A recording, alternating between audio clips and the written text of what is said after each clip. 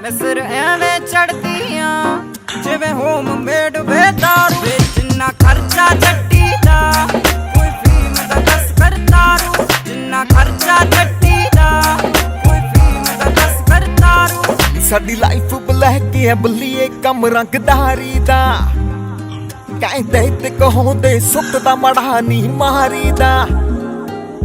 GTA 'ਚ ਆਉਂਦੇ ਹੁੰਦੇ ਲੰਮੀ ਜਿਹੀ ਕਾਰ 'ਚ ਐ ਉਹ ਬੱਲੀਏ। ਕਿਨੂੰ ਕਿੱਥੇ ਠੋਕਣਾ ਉਹ ਡਰਦੇ ਕਿ ਜਾਂਦੇ ਹੁੰਦੇ ਜੋ ਬੱਲੀਏ।